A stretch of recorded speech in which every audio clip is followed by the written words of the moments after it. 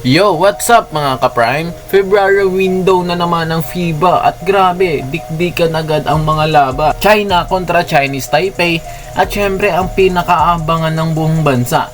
Gilas Pilipinas versus Australia sa MOA Arena. At ang tanong, kaya na ba natin gulatin ang OC sa sariling bahay? Tara, himayin na natin to.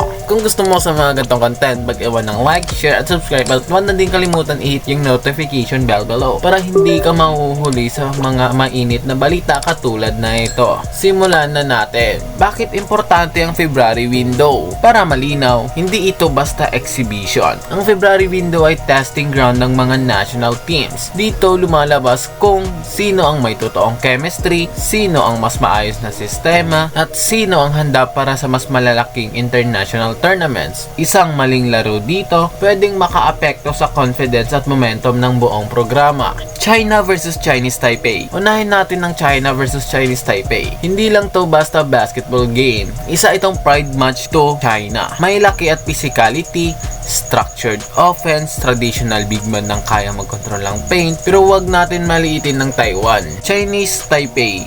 Mabilis ang ball movement, discipline sa offense, delikado sa tres kapag nakahit. Kapag bumagal ang China at pinilit ang loob, may chance ang Taiwan. Pero kapag na-establish ng China ang inside game, mahirap silang pigilan. Gilas Pilipinas versus Australia. Ngayon, main event na talaga. Gilas Pilipinas, ang location nito is sa home court natin sa MOA Arena. Meron tayong home court advantage, punong-puno ang crowd, energy na kayang bumaligtad ng momentum. Pero malinaw, hindi basta-basta ang Australia. Bakit malakas ang Australia? Una dyan, meron silang physical defense. Pangalawa dyan, meron silang solid fundamentals. Pangatlo dyan, meron silang system-based basketball. At panghuli dyan, meron silang deep bench. Walang pahinga kahit sino pumapasok. Hindi sila umaasa sa isang superstar. Lahat marunong magbasa ng laro. Ano ang edge ng Gilas? Mas maayos na chemistry, mas competitive na size, players na sanay sa international pressure, at pinaka-importante, puso at suporta ng buong Pilipinas. Paano may chance ba ang Gilas? Simple lang ang susi. Una dyan, depensa muna.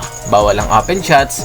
Pangalawa dyan, rebounding. Walang seconds chance points. Pero lamang na lamang tayo dyan. Meron tayong twin tower na si AJ Edo at saka si Kai Soto. Pangatlo dyan, alaga sa bola. Buwasan yung turnover. At ang panghuli dyan, matalino na opensa. Galaw ng bola, hindi hero ball. Kapag nagawa to ng Gilas, hindi impossible ang upset. Mahirap, oo, pero may laban. Mga kabasketball, siguradong init ang February window na ito. China versus Taiwan, tinatawag na pride game. Pero Gilas versus Australia, buong bansa ang nakataya. Comment nyo sa baba, go Gilas kung naniniwala kayo. Australia kung tingin nyo sila pa rin ang dominante. Like, subscribe, and share. Para sa mas marami pang basketball breakdowns, let's go Gilas Pilipinas!